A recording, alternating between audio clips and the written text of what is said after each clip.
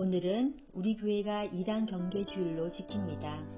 우리 교회가 이단 경계주일을 지키는 목적은 첫째로는 이단으로부터 교회와 성도와 신앙을 지키는 것이고, 둘째로는 바른 신앙생활을 하기 위해서입니다. 이를 위해서 특별한 일이 없으면 우리 교회는 1년에 한 차례 이단 경계주일을 지킵니다. 물론 이 외에도 이단 경계를 위해서 설교나 주보칼럼 또는 교회 소식을 통하여 목회적 권면을 하기도 합니다. 이 기독교 이단은 초대교회로부터 존재하여 왔는데 주로 삼위일체 하나님에 대한 잘못된 지식에서 시작되었습니다.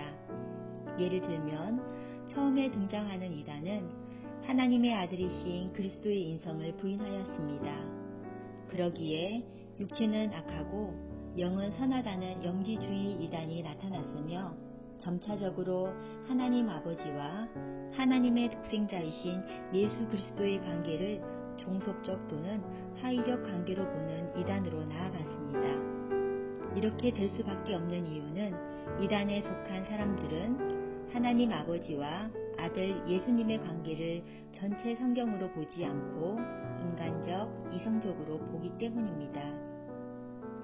그 다음에 등장하는 이단은 성령님을 하나님으로 인정하지 않았습니다. 이로 볼 때 초대교회로부터 생겨난 이단은 1차적으로 삼위일체 하나님을 인정하지 않거나 제대로 관계 설정을 하지 못하였기에 생겨난 것임을 알 수 있습니다. 그런 가운데 점차적으로 여러 이단들이 파생되어 나타났는데, 예를 들면 성경 66권을 하나님의 말씀으로 인정하지 않는 이단, 또 성경을 하나님의 말씀으로 인정을 해도 구약과 신약의 일관성 및 차별성, 즉 계시의 발정상을 제대로 인식하지 못하는 이단, 믿음 외에도 행위가 있어야 구원을 받을 수 있다고 하는 이단, 무교회주의 이단, 사람을 신격화하는 이단 등입니다.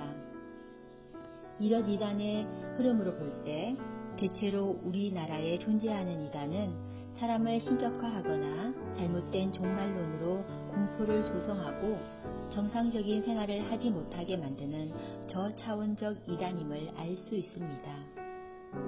그럼에도 불구하고 이러한 이단에 잘 넘어가고 그 위협이 실제적인 된 이유는 우리나라 성도들이 전체 성경에 근거한 교육을 제대로 받지 못하였을 뿐 아니라, 또는 말씀이 보여주는 신앙생활을 하지 않기 때문입니다.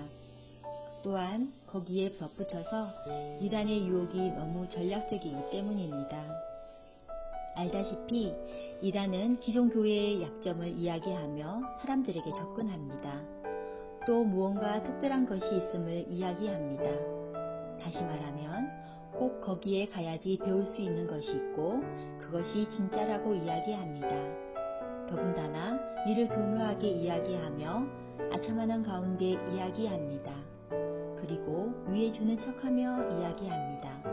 그뿐 아니라 결정적인 것은 내가 잘 아는 사람, 가까운 사람을 통해서 이야기합니다.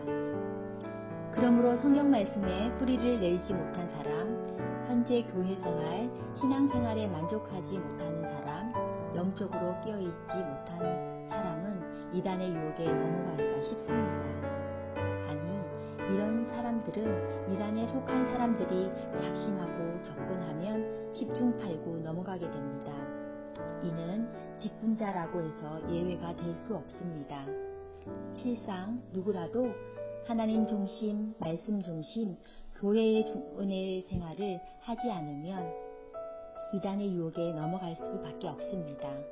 따라서 이단 경계주일로 지키는 오늘 우리 모두는 이러한 이단의 괴계를 잘 알고 이단의 유혹에 물리칠 수 있어야 합니다. 무엇보다도 전체 성경에 입각한 성삼위 하나님에 대한 바른 신앙의 토대에서 교회를 중심으로 깨어 기도하며 성령님의 인도하심을 받은 자가 되어야 합니다. 오늘 하루도 복된 주일이 되기를 빌며 주 안에서 살림을 전합니다.